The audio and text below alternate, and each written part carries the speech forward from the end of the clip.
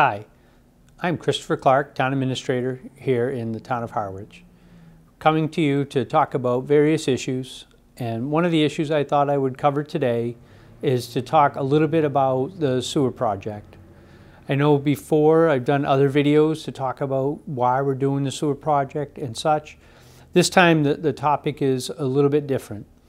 It was the intention of administration and our outside engineer, CDM Smith, to propose in 2018 a plan that would sewer the entirety of East Harwich. So we have progressed, and the sewers are being constructed as we speak, but there have been issues, and we're trying to get to some of the issues at hand. One thing that has transpired is that the contractor, CDM Smith, had recommended to the town that we break phase 2, the East Harwich project, which I do have a map here right to my side that shows the area in, hopefully people can kind of see an orange or tan kind of color, is what composes phase 2. Contract 1, it was anticipated would be kind of one of the main thoroughfares or the main transmission of sewage from 137 up close to the Mid-Cape down to the Chatham town line, where then it would connect with Chatham and then bring that material to the Chatham treatment plant. So this area is highlighted on this map, and we have this map at Town Hall. I believe we have this map online. If not, we'll make sure we have it online. That contract 1 was this area. Contract 1 went out, and contract 1 was awarded. Unfortunately, contract 1, the bids came in higher than what we had anticipated. So what the town has done, or town administration in coordination with the Board of Selectmen, we recognize that we've gone and that's too much. So we are putting together, and we have contract 2. Originally contract 2, it was thought would be able to cover the entire area of the remaining phase 2. So it was always envisioned to do a contract 1 and the contract 2, so we could get mid-size contractors to come in and do the work for us. But because contract 1 came in over budget, that has led to a rethinking on contract 2. So the good news on contract 2 is we did put it out as a base bid, and I realize this map is probably hard to see. So contract 2 envisions the construction of Church Street, a portion of that project, to have the main come in, and then have Cemetery Road, northeast, southwest, and then Fredericksburg and part of Williamsburg and part of Bay Road feed into that, and then to bring that material again down to the intersection of Church Street and 137 to connect into the Chatham facility. So that contract did go out. It did come in basically on the projected budget, the revised projected budget, and now that is pending award with the Board of Selectmen. As this map shows, there are areas, part of Continental, Witter Drive, Vicksburg, Old Carriage Lane, Huckleberry, and Sadie's Way, that were not included in that. It is anticipated that those areas would be sought in what would be viewed as contract number 3. So we are in the process, administration, myself, and the CDM Smith, in doing an analysis to see what transpired, why did it come in higher than anticipated. Obviously, administration-wise, I think even the representatives of CDM are disappointed that they missed their target. Administration does not do any of the estimation. That's well beyond our capability to estimate the cost of sewer lines in the street. So we do rely very heavily upon CDM Smith to provide those numbers for us. So where we are now is contract 1 has been awarded. Contract 2, which had a base contract and 4 alternates, so to do additional areas, has been bid, and we do have a recommendation for award, And what we will look at, or need to look at, is a contract 3. The current thinking, at least from administration standpoint, that we've recommended to the Board of Selectmen, that at the May town meeting in 2020, that contract 3 would be funded at that point. We have the design work completed, so we would rely upon CDM Smith to do whatever is necessary to complete the bid process for contract 3, and then to put that out and go into the May town meeting of 2020 with actual bids in hand.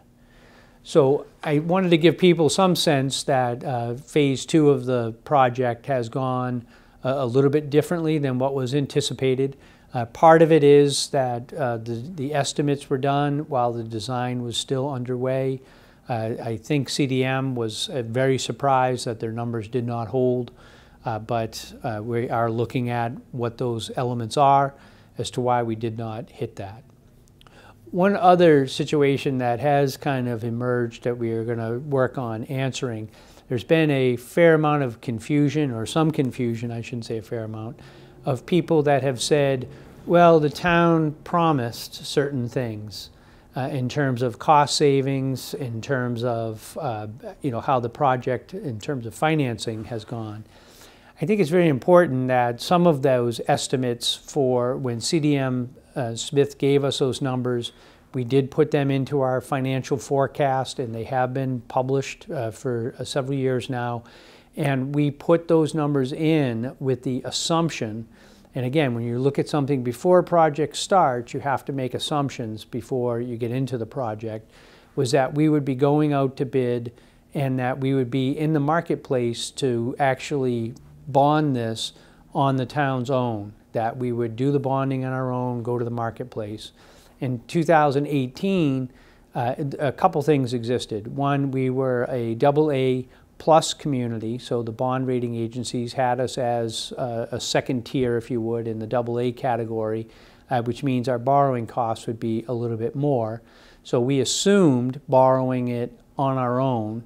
The second is that we fully hoped that we would get state revolving loan funds, which instead of being in the 4 to 4.5 range on borrowing, that we would be at the state revolving loan fund at 2%. So some of the assumptions then transitioned from the 4.5% to the 2% to try to capture some of that. The good news is we did submit, we got approved, and the way that works is you get on a list. If there's 100 projects and you're number 15 and they only fund the first 13, then you wouldn't be funded. So the projects, depending on the size and scope and the amount of money they have, really depends. The excellent news is that we were first on the list. So we were essentially guaranteed funding. And not only were we first on the list, but instead of 2%, and because we have a regional project, we were anticipated to now be at 0%. So we signed contracts with the state at 0%, and that they do have an element for some of this, the $11 million that was awarded under contract 1, that had also where there was an element of loan forgiveness. So when we started to look at it in its conception, we made certain assumptions in a worst case scenario in the hopes that we would be able to deliver a much more positive message, and that has come to fruition. Unfortunately, from the interest standpoint, we did very well. From the bid estimation standpoint, the material that we had from CDM, it did not hold true. Some of that is that the environment and the contracting environment was a lot hotter than was anticipated. So that is something that is really driven by the larger external markets. We had hoped that that wouldn't play as big a role. It obviously has. But we have tried to adjust those numbers. And I think that the commitment made to town was to fulfill phase 2 in its entirety. And I think that's what these plans lead us towards. And no small order of magnitude, to go from 4.5% borrowing $18.5 million at 4 to 4.5% over 30 years versus borrowing $18.5 million at 0% is a dramatic difference and a savings to the town. Every dollar, whether it's interest or principal, is paid by the taxpayers of the town of Harwich. So those savings are real savings. I think the discussion is whether how much and how extensive, but the reality is it's millions of dollars that have been saved for the town. Having to go out and do the additional work, we'll have to see what that entails in its entirety. So I try not to get too specific on some of these projects, but I think that there's been some level of interest in this and some level of misunderstanding, and I wanted to at least try to provide some explanation in terms of where we are and where we're headed for the residents. We still have Conservation Law Foundation. We still have the requirements of the Comprehensive Wastewater Management Plan that we have to comply with, and that is something that is a reality that the town has to face. So thank you for your time and attention. Christopher Clark, Town Administrator, Town of Harwich.